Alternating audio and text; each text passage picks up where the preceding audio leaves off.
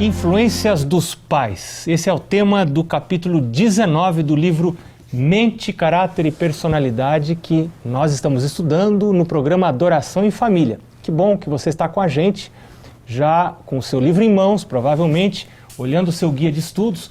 Hoje temos conosco para conversar sobre esse tema dois pastores, pastor Donato Azevedo Filho, que é líder de Ministério da Família lá no noroeste do Brasil, a sede do escritório em Manaus.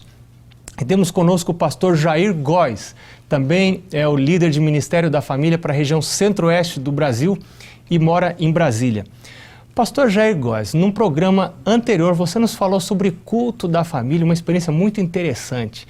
O que mais vem à sua mente quando você pensa em culto da família?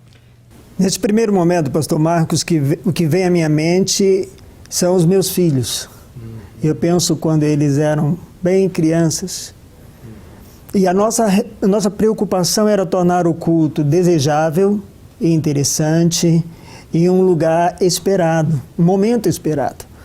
Não podemos permitir de maneira nenhuma que o culto seja colocado como uma obrigação, uma tarefa. Então, Um momento de severidade. Não, um momento de paz. E para tornar esse momento desejável, eu adotei muitas vezes uma história bíblica, com alguns detalhes no nível deles. E isso tornava o momento do culto sempre um momento esperado. Pai, o Senhor vai continuar a história que o Senhor começou a contar ontem? Que bom. Criar esse ambiente para o culto é muito importante. Que bom. É um momento também para acarinhar os filhos, contato físico, fazer carinho durante o culto, né? Talvez o único momento do dia para isso. Muito bem, vamos para o nosso livro. Você aí pegue o seu livro, pegue o seu guia de estudos. A primeira pergunta: qual a estratégia de Satanás, pastor Donato, para destruir os filhos? Parece que Satanás tem um rumo bem definido para destruir os filhos. O que ele faz? Ele paralisa a mente dos pais. É interessante que, se você ler esse trecho no livro, ele fala que os pais se tornam lerdos para suspeitar, olha só, lerdos para suspeitar que os filhos estão em erro, em pecado. Meu filhinho é tão bonzinho, meu filhinho não faz nada errado, Exatamente. Ele é tão queridinho. Acho que assim, pastor, só me permita, claro. Os pais, eles às vezes com excesso de zelo e carinho, isso serve como uma venda nos olhos deles. E alguns filhos até enganam os pais, professando que são cristãos, mas a mente, ao passo que quando estão professando ser cristãos, a mente e o corpo estão em destruição. Que coisa, que cuidado, quanta oração a gente tem que ter para poder discernir isso, né? Uma das coisas que Satanás pode usar para desviar os filhos dos caminhos de Deus é também o regime, a alimentação. O que um regime simples pode fazer para ajudar num relacionamento dentro de casa, pastor? Às vezes o alimento, ele torna-se um fator de excitamento. E faz a criança ficar irritada, inquieta. E os pais às vezes nem percebem que isso está ligado à alimentação que estão oferecendo aos filhos. Então, ser bem cuidadosos em relação a esse ponto. Eu sou aquilo que eu como. Sem dúvida nenhuma. Os pais de Sansão tiveram orientações sobre comida. Nós temos tanta orientação sobre comida, o que devemos dar para os nossos filhos, o que não devemos dar. É que às vezes, pastor, nós como pais, estamos muito preocupados em simplesmente agradar os nossos filhos, servi-los daquilo que eles querem, daquilo que eles preferem. Em vez de aquilo que o Senhor prefere. Aí está. E claro, em algum momento da liberdade, sim, tudo bem. De permitir que eles escolham. Dentro do razoável e dentro da vontade do Senhor. Perfeitamente.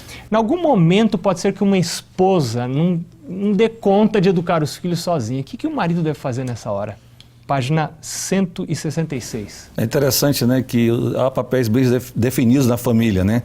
O pai, o sacerdote, a mais nobre tarefa de uma mãe é educar os filhos, mas pode ser que a mãe negligencie isso. E aí o pai, na responsabilidade de promover a religiosidade no lar, ele deve tomar para si essa função. Sem criticar. Sem criticar. Assuma. Ele não pode deixar ver que o filho está afundando, ver que o filho está se destruindo e ele ficar de braços cruzados. Ou seja, a tarefa precisa ser desempenhada por um dos dois.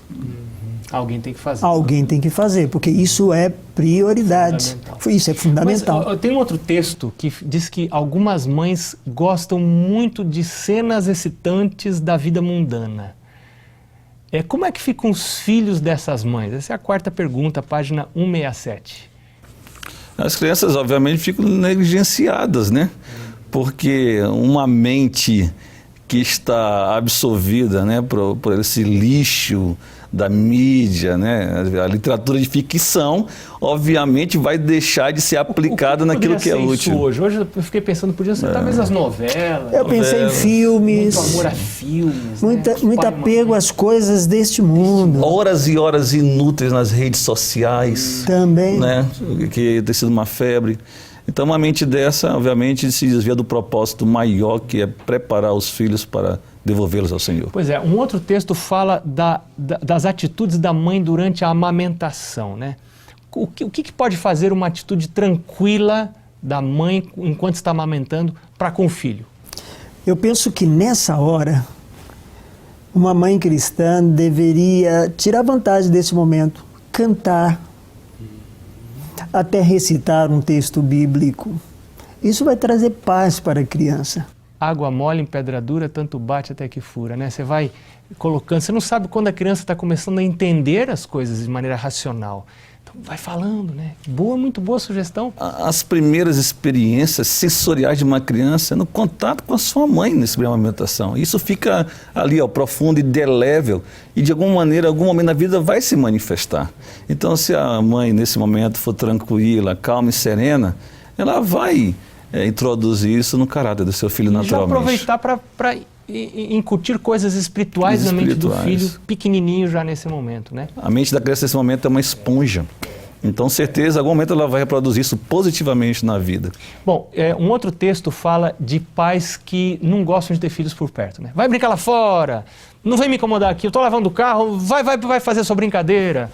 O que esse texto diz de benefícios de você ter os filhos sempre por perto? O contrário, né? O que acontece quando você quer ter os filhos sempre por perto? Ali a principal vantagem, pastor Marcos, é que ao tê-los por perto, você pode observá-los melhor. Ver quais são as tendências, quais são as suas dúvidas. Corrigi-los. Então a presença do pai é importante. Mas nós vivemos numa época com tanta correria que esses poucos momentos que os pais deveriam dedicar aos seus filhos, eles utilizam para outras coisas e, por vezes, até acham que esse tempo dedicado aos filhos é desperdício. Isso é um egoísmo da nossa parte como pais, né? Porque temos uma tarefa tão importante, tão solene diante de Deus para com os filhos, que é um egoísmo pensar nisso. E, pastor, por muito tempo se criou o mito de tempo com qualidade substitui tempo com quantidade.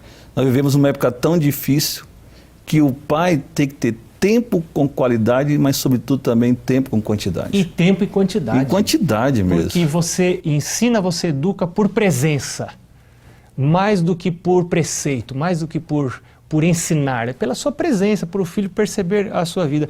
E a última pergunta que está no nosso guia de estudos tem a ver com aquelas crianças cujo desejo é lei. Tem casa que quem manda é a criança que diz o que come, a criança que diz o que vai fazer, a criança que diz que hora vai dormir. E o que acontece com esse tipo de criança? Como é que ela fica?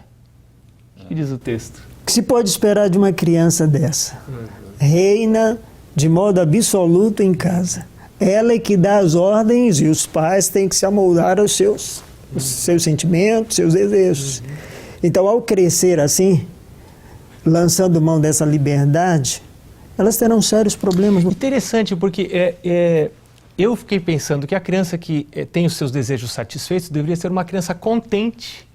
Mas o texto diz que é o contrário, ela se torna uma criança descontente e desassossegada. Desassossegada. Ou seja, insatisfeita com a vida.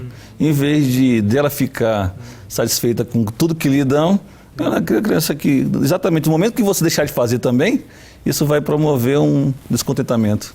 É o efeito contrário. Ela pensa que o mundo gira em torno dela. E que todos existem para servi-la. E quando não se faz o que ela quer, aí vem esse descontentamento. Aguenta uma pessoa dessa quando se torna jovem adulta? Vai dar problema em toda a comunidade, vai dar problema para a sociedade, vai ter um casamento conturbado, porque isso tudo foi desenvolvido lá na infância. Uma pessoa infeliz que não tem uma noção real da vida. Muito bem, Foi um prazer a gente estar conversando sobre esse assunto. Você que é pai, você que é mãe ou vai ser pai, vai ser mãe, Deus o abençoe nessa nobre tarefa de educar seus filhos. No próximo programa nós vamos falar sobre a importância do ambiente doméstico. E eu quero convidar você para estar com a gente neste próximo programa Adoração em Família, estudando o livro Mente, Caráter e Personalidade, volume 1. Deus abençoe você. Até lá.